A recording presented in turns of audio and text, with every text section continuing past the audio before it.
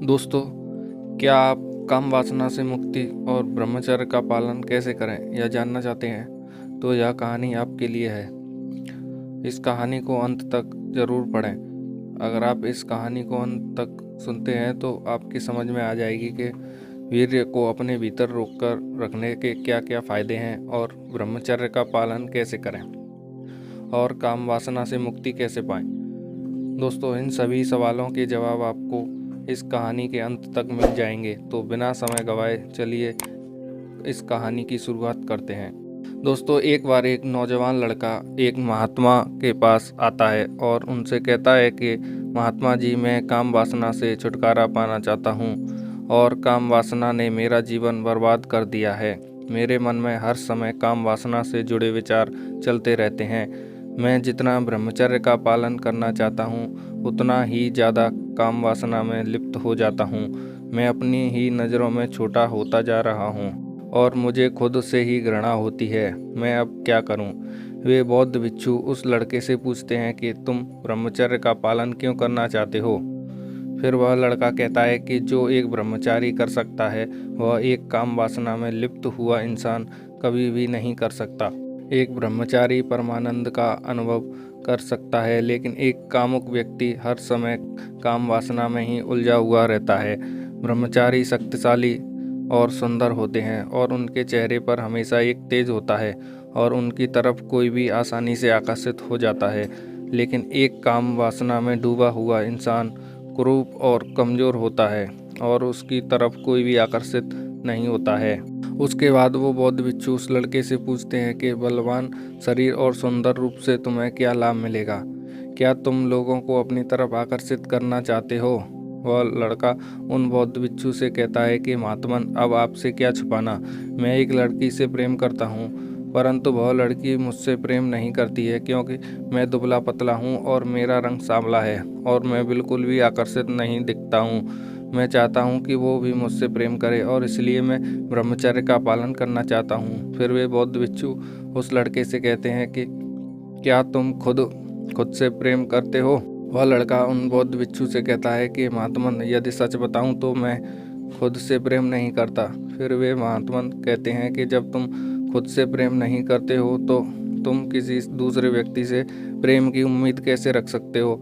इसलिए सबसे पहले तुम्हें खुद से प्रेम करना होगा। इस प्रकृति से तुम्हें जो कुछ भी मिला हुआ है उसे प्रेम के साथ स्वीकारना होगा। तुम जैसे भी हो अपने आप को स्वीकारो, तभी तुमसे कोई और व्यक्ति प्रेम कर सकेगा। और रही बात ब्रह्मचर्य का पालन करने की, तो ब्रह्मचर्य का पालन करना बहुत आसान है अगर तुम्हारा उद्देश्य ठीक है तो। अगर कोई व्यक्ति काम वासना के लिए ही काम वासना से ऊपर उठना चाहता है तो यह संभव नहीं है। अर्थात तुम अगर किसी लड़की के लिए ब्रह्मचर्य का पालन करना चाहते हो तो तुम कभी भी ब्रह्मचर्य का पालन नहीं कर पाओगे, क्योंकि मनुष्य जिसे प्रेम करता है उसकी जड़ में काम वासना ही छुपी हुई होती है। वो पुरुष ऊपर से कह सकता है कि मैं तुम्हारी चिंता करता हूँ और मैं तुम्हें अपने शरीर का आधा हिस्सा मानता हूँ और मैं तुम्हें निस्वार्थ भाव से प्रेम करता हूँ। ठीक वैसे ही स्त्री ऊपर से कह सकती है, मैं तुम्हारी चिंता करती हूँ और मैं तुम्हें निस्वार्थ भाव से प्रेम करती हूँ। लेकिन दोनों के अंदर गहराई में मिलन की इच्छा छिपी हुई रहती है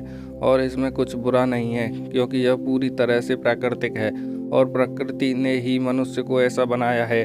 बुराई इसमें है कि मनुष्य बिना सोचे समझे इस प्रकृति का विरोध करने लगता है। एक भिक्षु ब्रह्मचर्य का पालन इसलिए कर पाता है कि क्योंकि वह जीवन के सुख कहे जाने वाले सभी सुखों को भोग लेता है, जिसके कारण उसके अंदर वैराग्य पैदा होता है और वैराग्य ही व्यक्ति को ब्रह्मचर्य तक ले जाता है। लेकिन अगर कोई व्यक्ति अपने भीतर आकर्षण पैदा करने के लिए ब्रह्मचर्य का पालन करे तो वह कभी कभी वास्तविक ब्रह्मचर्य को नहीं समझ सकता। तो क्या अपने भीतर वीर्य को रोक कर रखना ब्रह्मचर्य नहीं है और क्या उसका कोई फायदा नहीं है?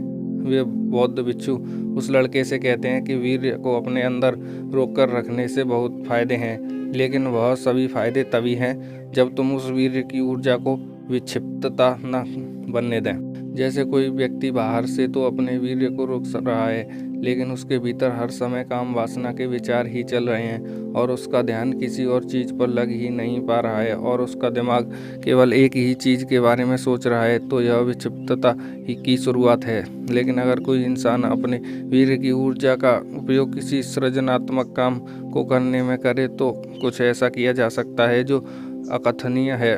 और हाँ, ब्रह्मचर्य का अर्थ वीर्य को अपने अंदर रोक कर रखना नहीं है, बल्कि उसकी ऊर्जा को रूपांतरित करना है।